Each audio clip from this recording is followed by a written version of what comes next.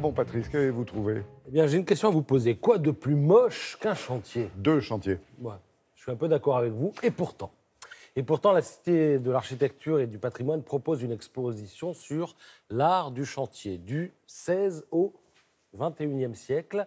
Pas moins de 450 documents d'archives issus de sources très diverses. Alors, ça vient des ingénieurs, des architectes, évidemment, des commanditaires, des illustrateurs, des artistes.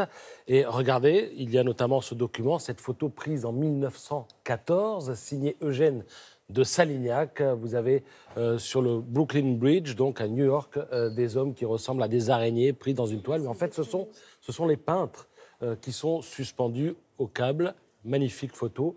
Alors, vous avez un dossier complet sur la question dans Libération, parce que si le chantier est souvent source de nuisances, c'est aussi un spectacle. Et le paradoxe, c'est que le clou de ce spectacle se situe dans le prologue. C'est lors de la démolition. On démolit quelque chose pour ouvrir un chantier. Un chantier que Diane Lazzarelli, dans Libération, décrit comme un fatras dans lequel s'entendent simultanément la promesse et la perte lorsqu'elle parle de la démolition. Alors, ce qui est étonnant dans ce papier, c'est qu'on arrive avec des pelles, des pioches, des bétonnières, des marteaux-piqueurs à faire en fait de la poésie. C'est très très bien écrit, donc je vous en conseille la lecture. Un chantier, il y a ceux qui y travaillent, Tout à fait d'accord, ouais. ceux qui s'y montrent, Ouais.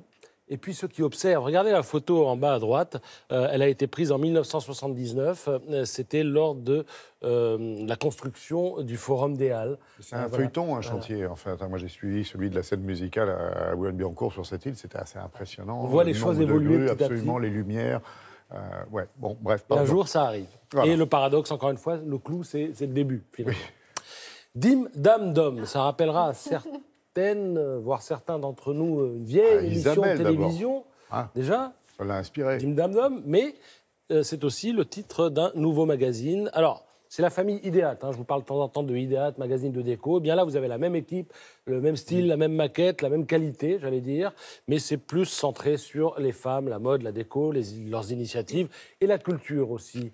Et il est question, j'ai retenu un article dans ce magazine, des bibliothèques en Finlande. On a une manière particulière d'appréhender les bibliothèques en Finlande. Elles sont considérées comme des lieux de vie, des lieux où l'on va en famille. Et du coup, pour élargir leur audience, elles ont inventé des services qui sont parfois surprenants. C'est-à-dire que dans la bibliothèque dont il est question dans le magazine, eh bien, vous avez un guichet de renseignement sur les services de la commune, en l'occurrence la commune d'Espoo, pour ceux qui connaissent. Mais on vend aussi des places de concert. On vous propose, par exemple, des salles informatiques, des salles pour apprendre le bricolage. Il y a un bureau Pôle emploi, un point d'accueil pour les nouveaux arrivants qui ne parlent pas encore le finnois, etc., etc. Des services vraiment surprenants qui font que finalement ces lieux ne désemplissent pas et on devrait peut-être, aller savoir, s'en inspirer en France. En tout cas, les gens viennent et repartent avec un livre. En Suède, c'est la bibliothèque qui vient en bateau, par voie navigable aussi. C'est rigolo. Encore Merci, Patrice.